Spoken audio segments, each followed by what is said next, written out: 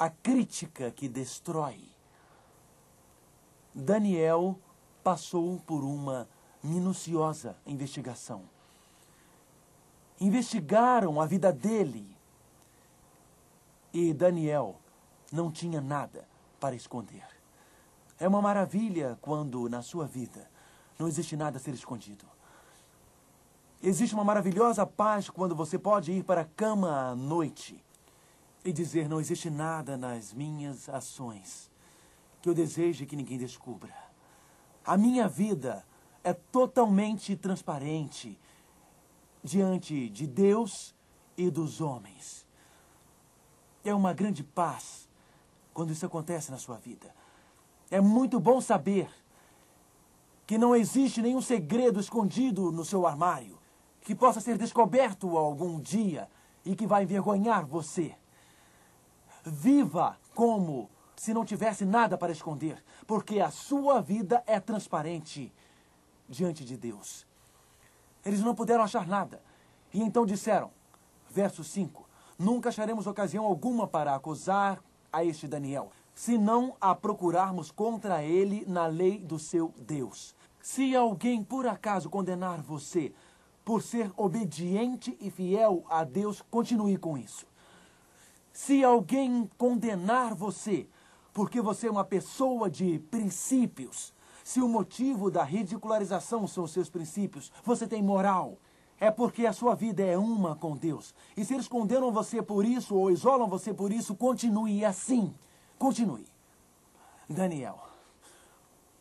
As Escrituras dizem em verso 6, então estes presidentes e sátrapas foram juntos ao rei e lhe disseram, ó rei Dario, vive para sempre. Todos os presidentes do reino, os prefeitos e sátrapas, conselheiros e governadores concordaram em que o rei estabeleça um decreto e faça firme um interdito que todo homem que por 30 dias fizer petição a qualquer deus ou a qualquer homem, não a ti, ó rei, seja lançado na cova dos leões. O que vocês percebem nesse texto imediatamente? O que percebem?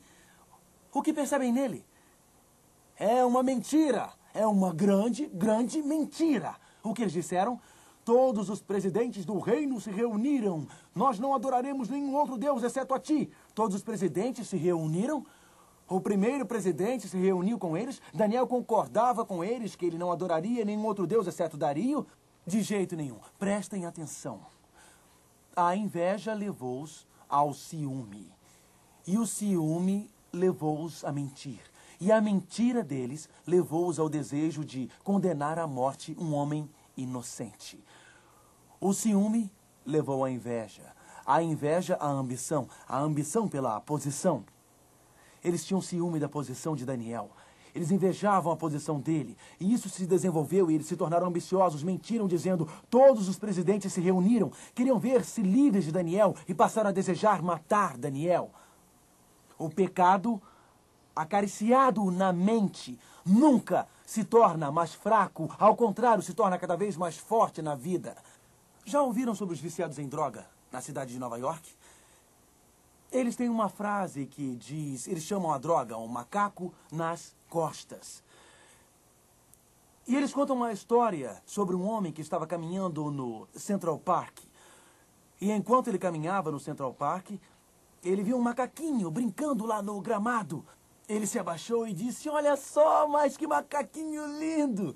Eu quero levá-lo comigo. E ele pegou o macaco e o colocou nas suas costas. Enquanto ele continuava a caminhar, o macaco colocou seus bracinhos ao redor do seu pescoço e começou a acariciar a sua face.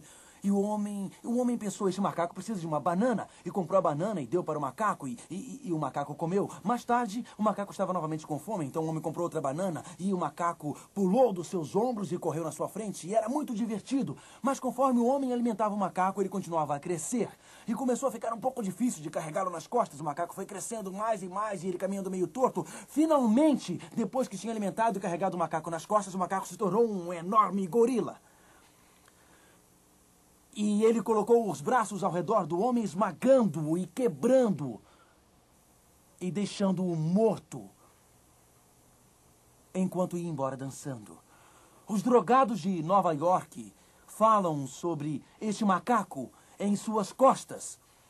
Eles contam como a droga começa bem pequena e vai crescendo, crescendo como um macaquinho nas costas, até que ela mata você. Existe um macaco nas suas costas. Eu quero que peguem a mais querida dona de casa, a mais santa dona de casa. Eu não sei como é uma santa dona de casa, mas peguemos assim mesmo. Peguemos a mais santa dona de casa. Ela parece santa, espiritual, vai à igreja todos os sábados. Mas ela volta para casa e começa a criticar o pastor. Ela não gosta dele. Daí ela começa a criticar o seu vizinho. Ela não gosta dele. Daí começa a criticar o seu tio. Esta crítica irá crescer tanto que destruirá toda a espiritualidade dela, porque o pecado nunca diminui, ele só cresce. Porque se você começar assistindo alguns programas imorais na televisão, você se tornará dependente destes programas em 6 meses. Você será hipnotizado por eles, porque o pecado nunca diminui, ele sempre aumenta. Uma vez que você comece a acariciá-lo em sua mente, e conscientemente idolatrá-lo e apreciá-lo em sua mente, quer seja uma ambição, quer seja uma raiva, se você não controlar esta raiva, ela não irá diminuir. Com o passar do tempo, ela irá aumentar com o passar dos anos. Se você não controlar estes erros, eles não irão diminuir, eles irão crescer com o tempo. Porque o pecado é um macaco nas costas. Quanto mais o alimenta, mais ele cresce e acaba matando você. O ciúme leva à inveja. A inveja leva à ambição. A ambição leva à mentira. E a mentira automaticamente leva à morte. Daniel capítulo 6. Eles foram ver o rei.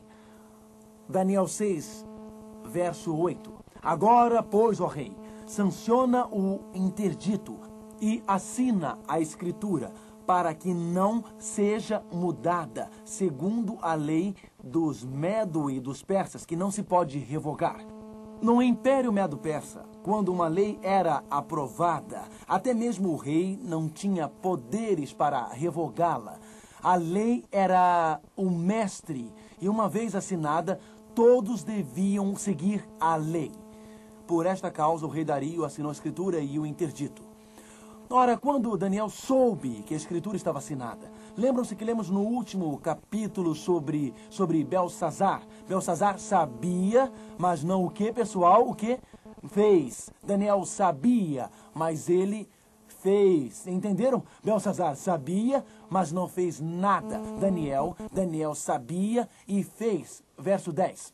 Daniel, pois quando soube que a escritura estava assinada, entrou em sua casa, onde havia janelas abertas da banda de Jerusalém. 3 vezes no dia se punha de joelhos e orava e dava graças diante do seu Deus como fazia. Daniel sabia que sem a oração não se tem força. Daniel não permitiria que a sua obediência a Dario interrompesse o seu relacionamento com Deus. Daniel sabia que Deus tinha estado com ele por 70 anos no império. Daniel sabia que tinha sido Deus que tinha dado capacidade, quando adolescente, em seu coração de servir a Deus. Daniel sabia que tinha sido Deus que o ajudara a passar nos testes e ser o primeiro. Ele sabia que era Deus que lhe dava inteligência, conhecimento e capacidade. Ele sabia que era Deus que o fez interpretar o sonho do rei. Ele sabia que tinha sido Deus que tinha livrado Sadraque, Mesaque e Abednego da fornalha ardente.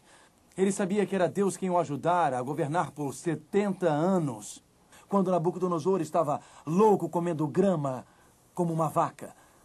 Ele sabia que tinha sido Deus que o fizera interpretar o sonho do juízo e aquela grande árvore no capítulo 4. Ele sabia que tinha sido Deus que tinha permitido a ele interpretar no capítulo 5 a escrita na parede. Ele sabia que era Deus quem o tinha colocado na posição de primeiro presidente. Ele sabia que Deus estaria com ele e ele não iria se comprometer agora. Ele não iria perder a sua fé agora. E Daniel sabia que a fonte da sua força, a fonte do seu poder era Deus. Por isso lá, ajoelhado, para Daniel a oração não era algo que chegava até o teto e que voltava para baixo. Não era uma coisa sem sentido ou alguma fórmula decorada.